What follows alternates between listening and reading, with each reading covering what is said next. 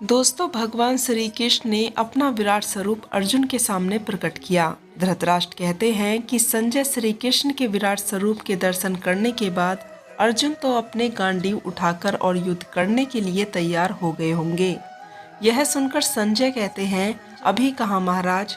भगवान के दुर्लभ दर्शन के आनंद से अर्जुन का रोम रोम कांप रहा था। उनकी आंखों में अपार आनंद से आंसू झलक आए।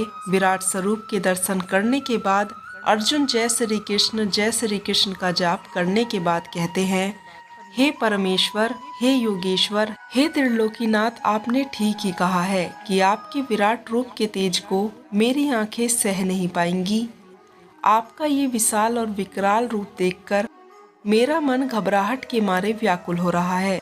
आपने विराट रूप के दर्शन के लिए मुझे दिव्य दृष्टि तो प्रदान कर दी, मगर इन आँखों में इतनी क्षमता नहीं कि आपके इस परम तेजस्वी रूप को और अधिक ग्रहण कर सकूं। इसलिए हे विश्वनाथ, मेरी घबराहट और व्याकुलता को दूर करने के लिए अपना शीतल रूप दिखाइए। मैं आपके दिव्य चतुर्भुज रूप के दर्शन से अपना मन शांत करना चाहता हूँ। अब भगवान श्री कृष्ण कहते हैं, हे भक्त, मैंने पहले ही जता दिया था कि तुम मेरा यह विराट रूप सहन नहीं कर सकोगे। फिर भी तुम्हारा मान रखने के लिए मैंने विराट स्वरूप धारण किया और अब तुम्हारी प्रार्थना सुनकर मैं उसे भी स्वीकार करता हूँ। फिर श्री कृष्ण चतुर्भुज रूप धारण करते हैं।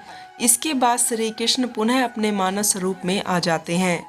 मानव स्वरूप में आकर श्री कृष्ण कहते हैं, हे अर्जुन, तुम परम भाग्यवान हो जो तुमने मेरे विराट स्वरूप और चतुर्भुज दोनों के ही दर्शन कर लिए। तब अर्जुन कहते हैं कि हे दया सागर, आपकी इस दया के लिए मैं आभारी हूँ। आपके विराट और चतुर्भुज के दर्शन के बाद मेरा मन सारे विकारों से मुक्त हो गया है। मेरे सारे भ्रम टूट गए हैं। अब मैं तन मन से अपने आप को आपके चरणों में समर्पित करता हूँ। हे स्वामी, अपने इस भक्त की तुच्छ समर्पण को स्वीकार कीजिए और आज्ञा दीजिए। मैं आपकी हर आज्ञा का पालन करूँगा। यह सुनकर श्री कृष्ण कहते हैं कि हे भक्त, मैं तुम्हारे इस समर्पण को स्वीकार करता हूँ। तुम हमेशा ही मेरी दया दृष्टि में रहे हो, इसलिए मैंने तुम्हें गोपनीय से गोपनीय ज्ञान भी प्रदान किया है। इससे पहले कि मैं तुम्हें धर्म युद्ध करने और आक्रमण करने की आज्ञा दूं, मैं चाहता हूं कि जो दिव्य ज्ञान मैंने तुम्हें प्रदान किया है उसके बारे में यदि कोई शंका या आशंका या कोई प्रश्न आदि तुम्हारे मन में हो तो मुझसे अभी पूछ लो, क्योंकि इसके पश्चात ऐसी ज्ञान योग और भक्ति की बातें करने का फिर अवसर नहीं मिलेगा। इसलिए कुछ पूछना है तो अभी पूछ लो।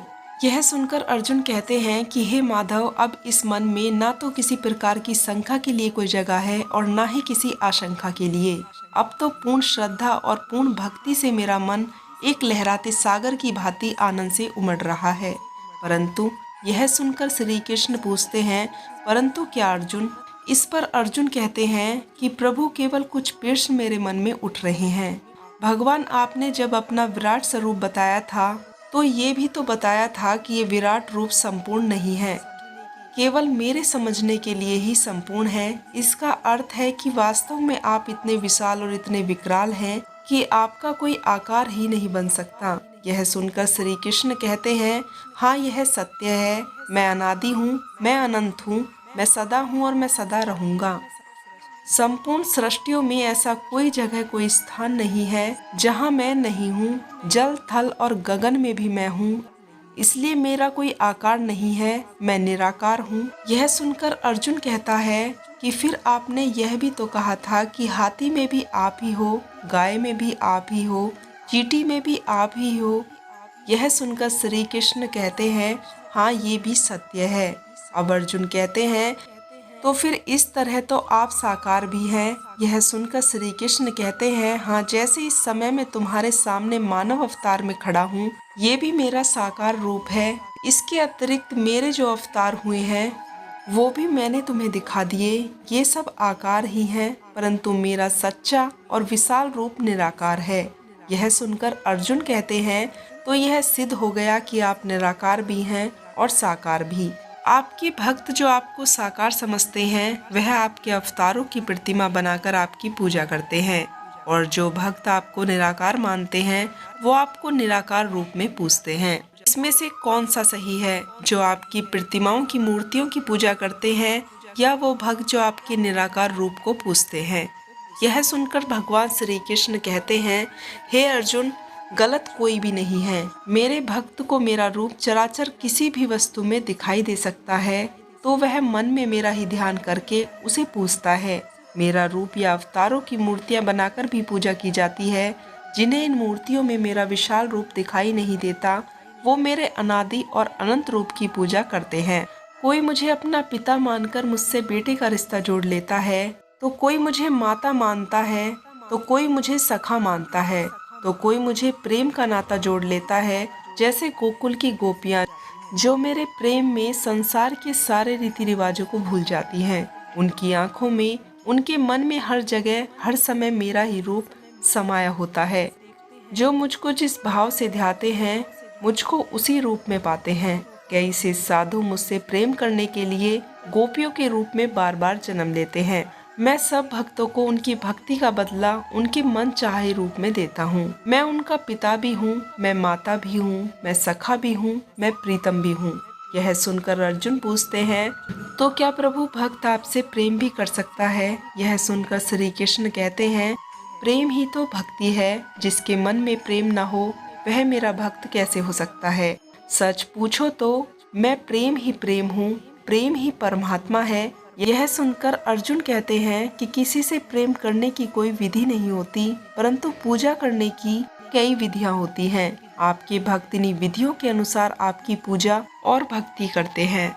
आपके भक्त इन्हीं विधियों के अनुसार आपकी पूजा और भक्ति करते हैं। तब श्री कृष्ण कहते हैं कि हे अर्जुन, पूजा मन की साधना होती है, और मन की साधना का विधि से क्या लेना देना। जैसे प्रेम करने वाले दो प्रेमी मन से मन को लगाकर प्रेम करते हैं, वैसे ही भक्ति की जाती है। ये विधियां तो बनाने वालों ने बना दी। मैं इन विधियों द्वारा पूजा करने वालों की पूजा भी स्वीकार कर लेता हूँ, परंतु मैं ये नहीं देखता कि मेरा भक्त विधि अनुसार पूजा कर रहा है कि नहीं। केवल पूजा करने वाले की भावना देखता हूँ।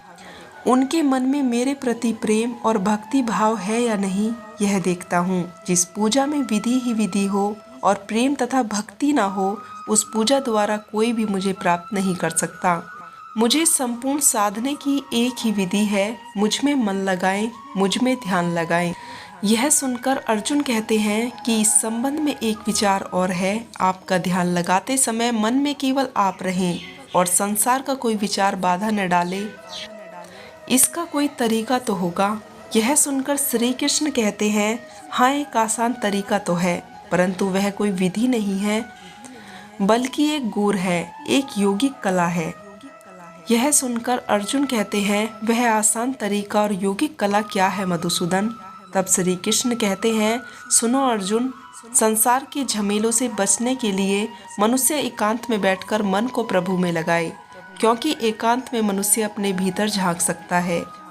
इस पर अर्जुन पूछते हैं, परंतु ध्यान लगाने के लिए अपने अंदर में झांकने की क्या आवश्यकता है? यह सुनकर श्री कृष्ण कहते हैं कि हे अर्जुन, तुम भूल गए हो कि परमात्मा का अंश अर्थात मनुष्य की आत्मा मनुष्य के भीतर ही वास करती है। इसी आत्मा से संपर्क ही प्रभु से मिलने का पहला चरण है। इसलिए हे अर्जुन, मैं चाहता हूँ कि मुझसे मिलने के लिए उसे सबसे पहले अपने अंदर ही झांकना चाहिए, और यह तभी संभव हो सकता है मनुष्य का शरीर अपने नियंत्रण में हो। ध्यान योग का उद्देश्य परमात्मा से संपर्क करना होता है। फिर श्री कृष्ण ध्यान योग के बारे में विस्तार से बताते हैं।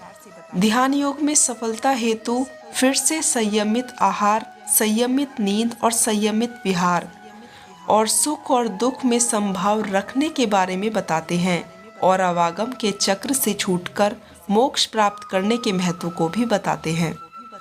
अर्जुन पूछते हैं, त्रिलोकीनाथ, आप आवागम अथवा पूर्ण जन्म के चक्र के बारे में बात कर रहे हैं। इस संबंध में मेरा ज्ञान पूर्ण नहीं है। यदि आप पूर्ण जन्म की व्याख्या करें तो बड़ी कृपा होगी। फिर श्री कृष्ण कर्मों के अनुसार प्राणी के पूर्ण जन्म की व्याख्या करते हैं, मरने के बाद क्या होता है, और वे जीवात्मा की यात्रा को बताते हैं। मनुष्य के सूक्ष्म और स्थूल शरीर की बात भी करते हैं। यह सुनकर माता पार्वती भगवान शिव से कहती हैं, यह सूक्ष्म शरीर का आकार क्या होता है भगवान? इसका उत्तर शिव जी देते हैं और बताते हैं कि सूक्ष्म शरीर पंच तत्वों से बना नहीं होता और उस सूक्ष्म शरीर के भी भिन्न भिन्न स्तर पर होते हैं। फिर शिव जी शरीर, प्राणायाम कोश, मनोबल कोश, विज्ञानमय कोश और आनंदमय कोश के रहस्य को बताते हैं। मृत्यु के पश्चात जीवात्मा मनोमय कोश धारण करके आगे जाता है। तो दोस्तों, इसी के साथ भगवान श्री कृष्ण की पूजा किस प्रकार करनी चाहिए उसके बारे में यह जानकारी समाप्त हुई। अगर आपको यह जानकारी पसंद आई हो तो चैनल से जुड़े रहने के लिए चैनल को सब्सक्राइब करें और मोटिवेट करने के लिए वीडियो को लाइक करें। तो दोस्तों, मिलती हूँ श्री कृष्ण के अन्य विचारों के साथ। तब तक के लिए आप लोग अपना ध्यान रखें, खुश रहें। जय सनातन, जय श्री कृष्णा।